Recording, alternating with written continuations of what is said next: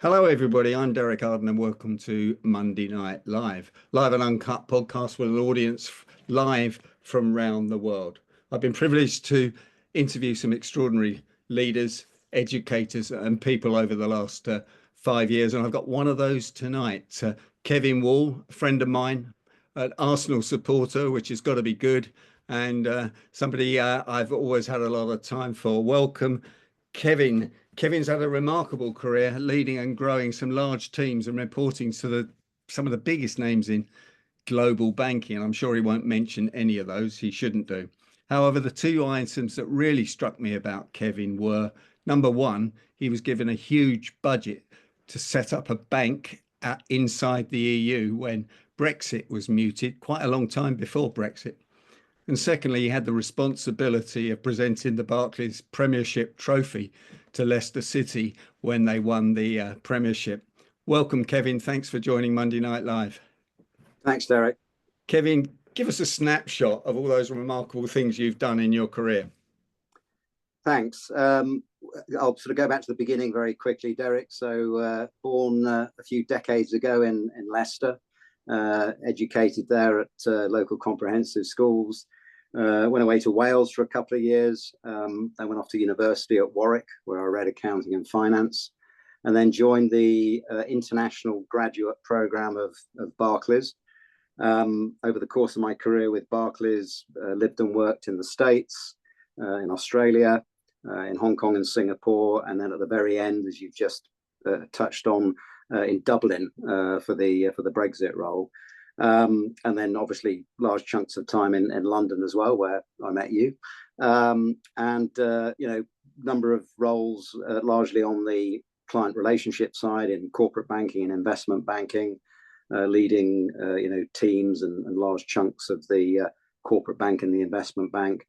And then, as you say, at the very end of my career with Barclays, CEO of Barclays Europe, all of the European operations, and sitting on the group executive committee.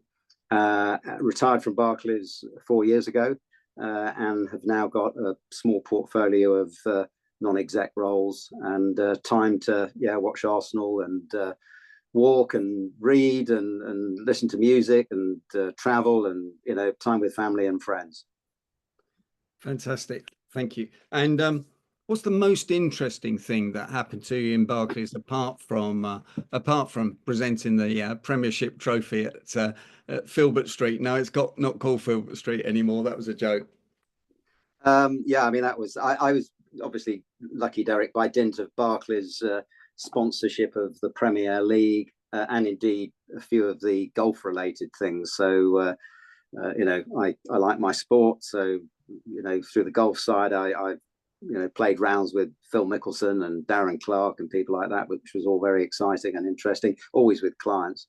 And then on the football side, obviously presenting the medals and the trophy to Leicester City in that extraordinary season. I mean, in terms of sort of from a job perspective, leadership perspective, probably the most challenging role was my final one. Pulling together all the disparate European businesses that Barclays had and has under one legal roof and one physical roof in Dublin, creating Barclays Europe.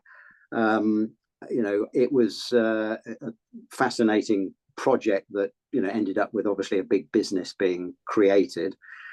Clearly, these were all businesses that existed already. They were sitting there, but they had disparate reporting lines through different functions. They were reported through to London. We had to change all of that.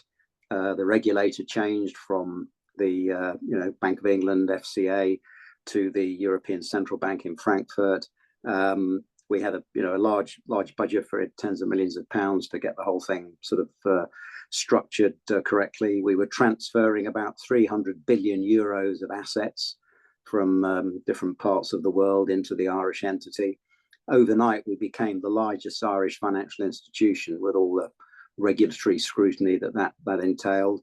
Probably the biggest sort of challenge of it all was that Barclays had had a presence in Ireland for about 50 years, but it was a very small one. And we were using that as as the legal platform to create this huge European entity. And the people that I inherited as my management team on day one, through no fault of theirs, were clearly not going to be up for much bigger pan-European roles. And so over time, and the same with, in fact, the independent board above me. So I had to work with colleagues to effectively layer all of the Barclays colleagues in Ireland, or most of them, which was obviously a bit challenging.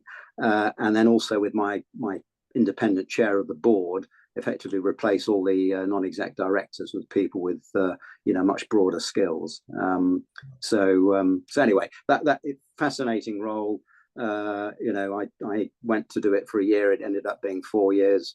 Living in Dublin was great, traveling around Europe. So that was, in terms of challenge and interest, probably the highlight. But I had a wonderful 40-year career with Barclays. Loved every minute of it. Kevin, when you were given the role to set up Barclays Ireland or Barclays Europe, whatever it was called, I remember that was quite a long time before Brexit happened. Did you believe it was going to happen, or did you think you were wasting your time? Well, the vote had happened, Derek. So, Britain had made the decision, but there were lots of doubts as to, whether it would happen, when it would happen, in what way would it happen. And from a financial services perspective, there was a hope, or more than a hope. There was really quite a strong belief for quite a few years, until Brexit really did happen, that financial services in London would somehow be exempted from having to do everything that ultimately we at Barclays and many other firms had to do, which was to set up, proper standalone European entities. So the vote had happened, when the project was kicked off, but there was a lot of uncertainty, as I say, as to timeline and exactly, what Brexit would really mean, particularly for financial services. And we all talk about regulation. And what was the difference between a regulator sitting in London and a regulator sitting in Brussels or Frankfurt? The European Central Bank is notoriously intrusive as a regulator, Derek. Now, people on this call who've been regulated by the Bank of England or as we were talking last week in terms of Ofsted, etc., may think that the regulators they've encountered in the UK are fairly intrusive at times. But the European Central Bank, micromanages you, can send people to sit in on your board meetings without any notice at all, trawls through all the minutes of board meetings, picks you up on extraordinary detail, very, very intrusive, very, very detail focused. And they were very, I think at the outset, very suspicious of banks like Barclays. They weren't convinced that we were actually going to, move all of our business out of London into a European entity. They thought that we were, brass plating the outfit. So we had to sort of, try and overcome that over time, but very challenging almost on a daily basis, irrespective of whether you were in their good books or bad books. You must have had some pretty tough people negotiations if you said that, the Irish people had to be sidelined or replaced or whatever it was you said. Yeah, it was challenging because sort of on day one, I think a lot of them thought that with the European head office being sort of created in Dublin, in the legal entity that had existed there for 50 years, that many of them would sort of get bigger jobs and I suppose bigger salaries, etc. And with one or two cases where that did happen, but through no fault of theirs, if you've been largely focused on a relatively small Irish setup, irrespective of whether it's banking or anything else, and in a matter of sort of months, you're expected to take on a much larger pan-European role. There aren't many people who would be qualified to do that, and so there was quite a lot of communicating the reality of what it all meant to people who'd perhaps run ahead of what was really going to happen. Did you find that difficult? I did because although I knew quite a lot of them from dealing with them from London in other capacities, and it was awkward and without sort of overdoing it. When I first went out there, it was sort of just me. I hadn't obviously built my own team because I'd inherited a team in Dublin. So it was 6 to 9 months of frequently telling people that they weren't going to get the role that they had hoped for, and then announcing that obviously someone was coming in over their head.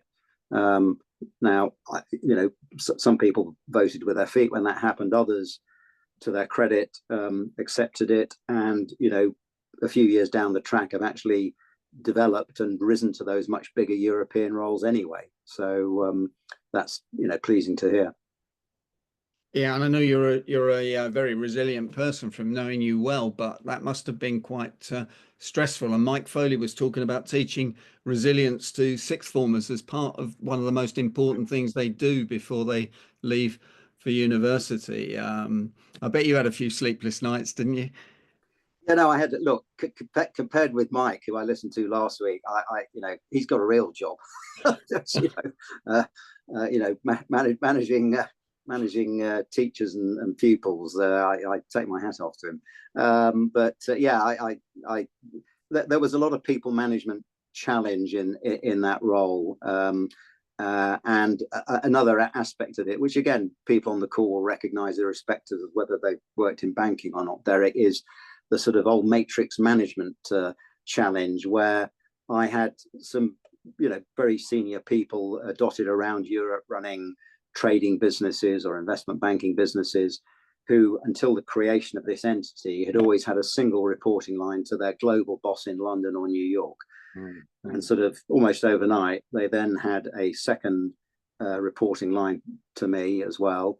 And in the eyes of the European Central Bank, those reporting lines to me as CEO of Barclays Europe were much more important than the global product reporting lines. And getting that balance right internally, took a little bit of settling down, depending on the personalities. But we got there.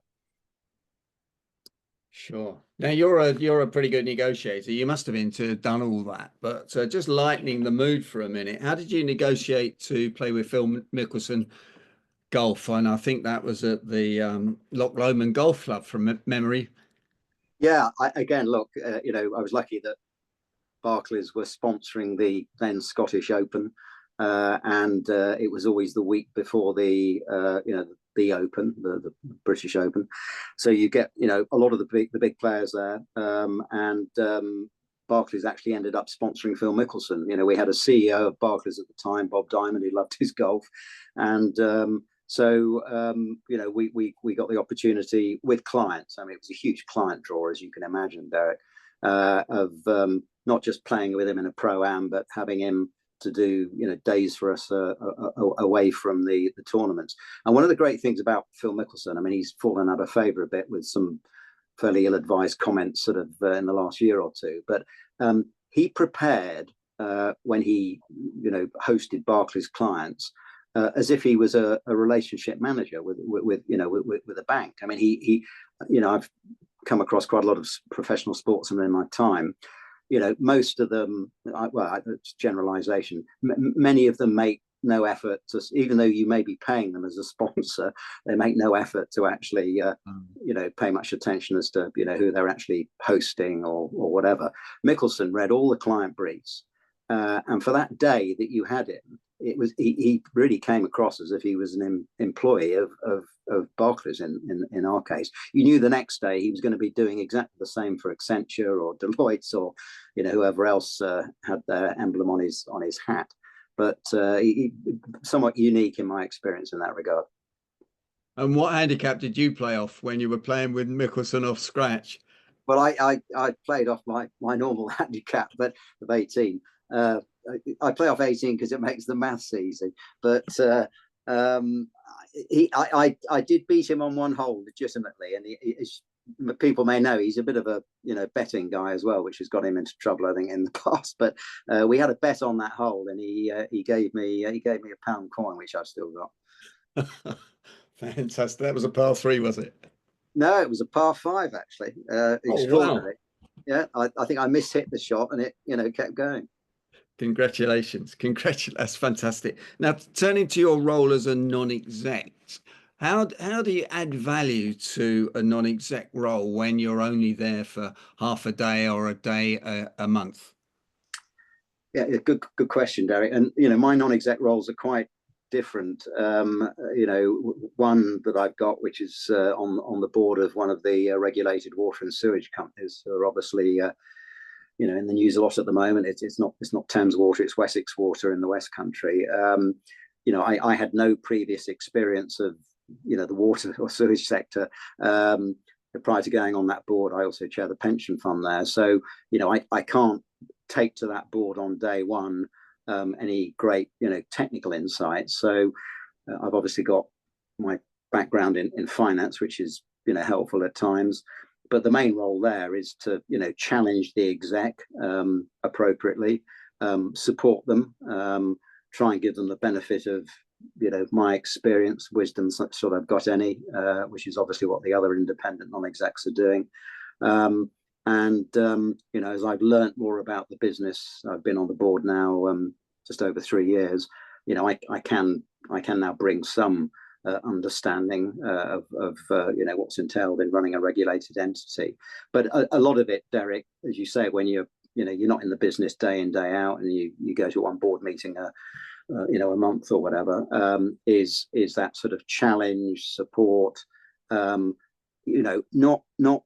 tipping yourself over the line into getting involved in executive stuff, which I think as a former exec, it's easy to do, and particularly where I chair things, I think you need to be very careful that you're not sort of telling senior execs or CEOs how to run their business on a day-to-day business. So you need to be one step removed, in my experience, and it's all about that challenge, being independent, and as I say, supportive as well where that's needed. That's quite difficult, Kevin, isn't it? Do you have do you have, if you've got difficult conversations to have, do you talk to them first before the board meeting? Or... Yeah, yeah, absolutely. So I had a board last week in Ireland, another company that I chair, and there were one or two quite thorny strategic issues that needed discussing, which had been sort of had arisen at the previous board and hadn't really been resolved. So between the two boards, I had coffees with the chief executive, chats with a couple of the other independent non-execs, all with a view to making the board itself, a fairly efficient process last week. Now, when we talked last week and we rehearsed this, you told me about a conversation you had for an hour, which surprised you, with a particular prime minister, I think, in the Middle East. Do you remember who I'm talking about? Yes. So again, you work for an organisation for 40 years as big as Barclays, which has different divisions and geographies, and it's also the client stuff, Derek. I mean, you and I sort of can bore for England on this, but that was the most interesting part of my career. It was just the engagement with clients and customers in different sectors, different size, entities, different geographies. Anyway, one of the businesses that reported through to me for a time was our business in Israel, which Barclays acquired through the Lehman Brothers acquisition. And I was out in Tel Aviv, and my wife had joined me, and we went to Jerusalem for a couple of days sightseeing. And one of the Lehman Brothers very senior execs, very distinguished Jewish businessman from New York, happened to be staying in the same hotel. Excuse me. And he said to me, "Look, what are you doing tomorrow morning?" And I said, "Well, my wife and I have got nothing on." He said, "Well, I'm seeing a friend. Come along with me." I said, "Well, who's the friend?" He said, "Well, I'll make it a surprise, but just meet me in the lobby at sort of 9 o'clock. I said, "Well, what should we wear?" He said, come as you are." So we met him. We got in a car, drove off, and we came to these very large gates. And I thought, this looks a bit sort of interesting. Gates opened automatically. We drove in. And we had a private audience for about an hour and a half with Shimon Peres, the then president of Israel. Extraordinary. I mean, he led an extraordinary life. And the one thing he spent most of the time talking about was his, desperate hope and very strong belief that what needed to happen in terms of the Middle East was integrated education at a very young level, to get very young Israelis, Palestinians, etc., mixing in schools at a young age. So anyway, yeah, it was a wonderful sort of chance meeting that came about. We've met some very distinguished people, high achieving people, you more than me. What's the one thing that you take away from meeting those people that have a huge amount of things to do, are hugely successful, and make things happen, real entrepreneurs? It's the sort of, they're not all nice people, these characters, as you know, Derek. Come on, name a few then, Kevin. Well, You're recorded. There's, I mean, but they just have an absolute sort of burning, objective. Whether you want to call it ambition or not, I don't know. And why it's there and how it started. Was it to do with their childhood, or the way their parents dealt with them, or the fact they didn't have parents, or whatever it means? You could get into all of that.